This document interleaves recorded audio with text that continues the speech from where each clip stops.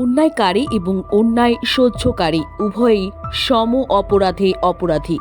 সময়ের ব্যবধানে তাদের ধ্বংস অনিবার্য।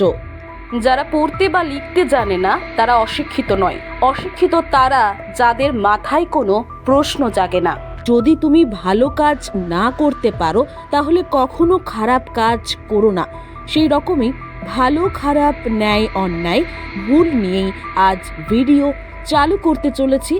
Welcome to my channel SURA win. শুরুটা ছিল ভয়াবহ। এক ইংরেজ ইন্সপেক্টর সাহেবকে হাত থেকে 30 না 35টা গার্লস স্কুল খুলিয়েছেন। বড় সাহেবের আটকে না দিলে এই দেশে তো আর পুরুষ খুঁজে পাওয়া যেত না। ভারতবর্ষই হয়ে উঠত বিধবা আশ্রম। কারণ মেয়ে মানুষের বৈধত্যের আসল কারণই তো পড়াশুনো। স্বামী মরলে তবেই না বিধবা। বিধবা বিবাহের পক্ষে সই ছিল মাত্র 987টি, আর বিপক্ষে সই ছিল 36,763টি। বাকিটা ইতিহাস। ঠিক তেমনি গ্যালিলিও কাঠগড়ায় দাঁড়িয়ে যেদিন বলেছিলেন, আমি আবার বলছি সূর্য স্থির, পৃথিবী সূর্যের চারপাশে ঘোরে, আমাকে শাস্তি দিয়েও সূর্যের চারপাশে পৃথিবীর প্রদক্ষিণ আপনারা বন্ধ করতে পারবেন না। পৃথিবী আগের মতোই ঘুরবে। সেদিন ওনার কথায় সবাই হেসেছিল। বিচার সভায় গ্যালিলিওর শাস্তি হয়েছিল।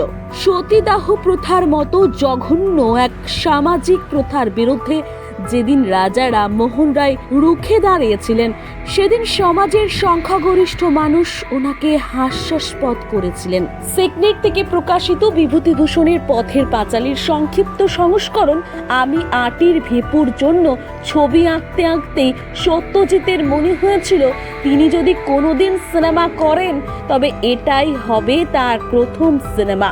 সিনেমার শুটিং যখন শুরু হয় তখন শুধু প্রযোজকরাই নন, তৎকালীন বিখ্যাত পরিচালকরাও তার উপর হেসেছিলেন। অনেকে তো ওনাকে পাগল পর্যন্ত বলেছিলেন। আমরা যখন বলি লড়াইটা উগ্র দেশপ্রেম আর মানুষে মানুষে বিভেদ নিয়ে নয়, লড়াইটা খাদ্য, বাসস্থান, শিক্ষা, স্বাস্থ্য নিয়ে, লড়াইটা রোজ সন্ধ্যের ওই টিভি স্টুডিওর টিকি আর দাড়ির জন্য নয়, লড়াইটা স্বাধীনতা, গণতন্ত্র আর সমাজতন্ত্র প্রতিষ্ঠার জন্য। ওরা হাসে আমাদের ওপর।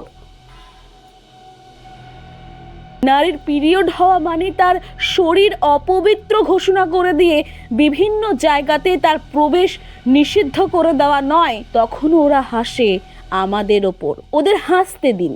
শুধু একটা কথাই মনে রেখে দিন, হাজারটা লোকও যদি একটা পুকুরকে সমুদ্র বলে, রাতারাতি পুকুরটা সমুদ্র হয়ে যায় না। তাই প্রশ্ন এটা নয় যে আমরা পরিসংখ্যানে কত শতাংশ, প্রশ্ন এটাও নয় যে আমরা নগণ্য।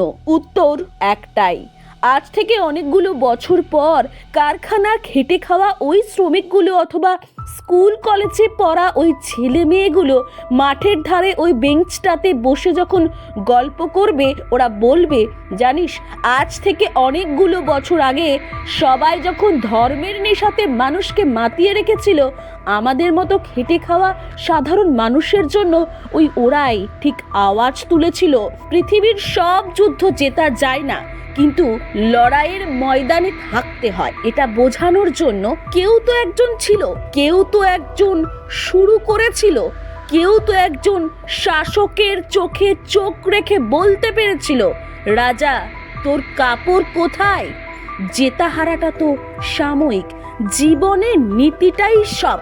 নতুন নতুন ভিডিওগুলির আপডেট পেতে চাইলে অবশ্যই চ্যানেলটি সাবস্ক্রাইব করার পাশাপাশি নোটিফিকেশন বেল অন করে রাখুন এবং নিয়মিত আমাদের সাথে থাকুন।